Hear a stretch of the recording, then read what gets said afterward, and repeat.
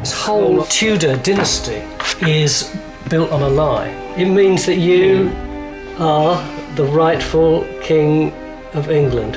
How do you feel about that? Bloody awful, isn't it? Was Queen Elizabeth not the rightful heir? Did the real king know about his title? And will he claim the throne? If you think that this is the royal family, think again. Allegedly, the real royals live in Australia. New evidence shows that back in the Middle Ages, Edward IV, the King of England, was illegitimate. And if that's so, every king and queen since then also had no rights to the throne. But if not them, then who has the right?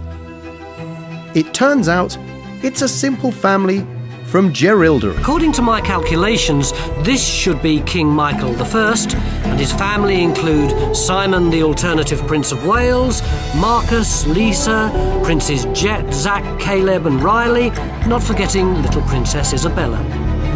Tony Robinson flew to Australia to tell them. We now believe that Edward IV was himself illegitimate. Which means that Elizabeth was illegitimate.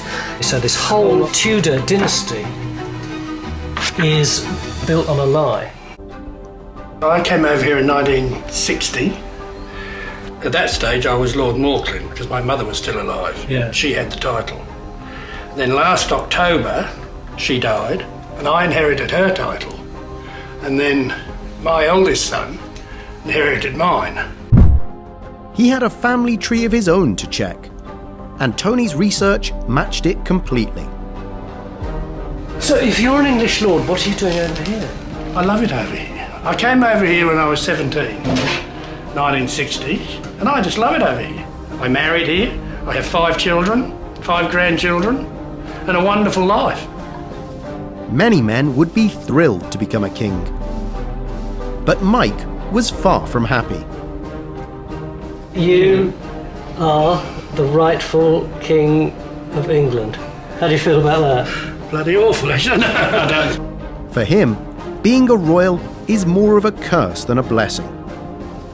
Being a royal would be a terrible way to live. They can't even pick their noses without someone writing about them. If the Queen abdicated, if she said, I've had enough of it, would you go back? Probably not. Probably not. Hearing such news surprised and amused him.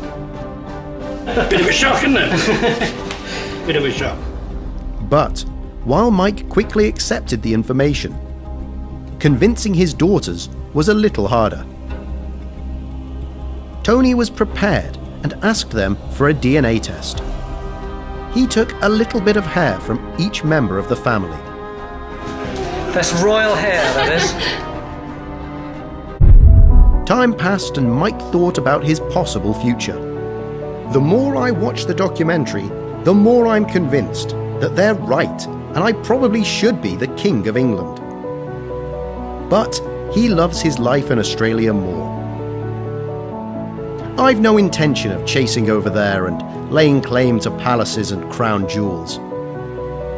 However, he jokes about his money they have. I might send Lizzie a bill for back rent. The old girl's family have been living in my bloody castle for the last 500 years. Spending more time with Mike made Tony realise that the title doesn't matter that much. Meeting Michael, I really liked the sheer normality of his life. I began seriously to think about not only what he'd lost, but also what he'd gained by not being King of Britain.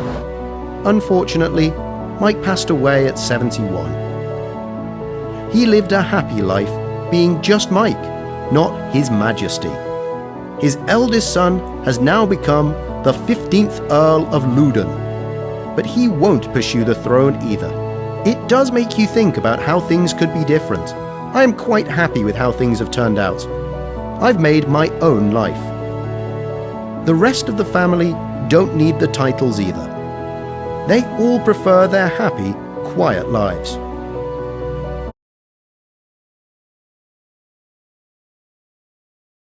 Scientists at the University of Leicester who spent the past 2 years studying bones found under a car park say they're almost completely sure they are those of 15th century English King Richard III. There's a 99.999% that these are the remains of Richard III. That's at its most conservative. Researchers matched DNA from the skeleton with descendants on Richard III's sister's side of the family and found a match. However, further surprises have been uncovered along with the car park king, who died at the Battle of Bosworth Field in 1485. Tests were taken from the living descendants of the male side of the family, relations of Richard III's great-grandfather. No match for DNA was found. This throws into question the official genealogy of Britain's royal family from that point, meaning that many of the country's kings and queens actually had no official genetic claim to the throne.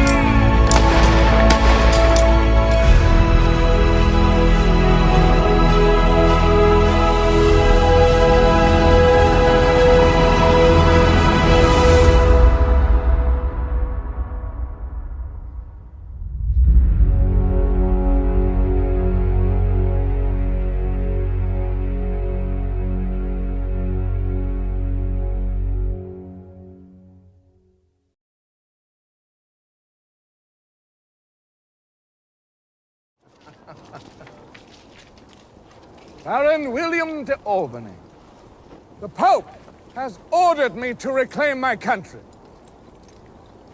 Now, surely you don't bar your door against a king and the church? Does he know you sealed a charter, giving the people of England freedom, and that now you go back on your word? England is mine, Albany. God's will bestowed it unto me. The Pope blesses it to me.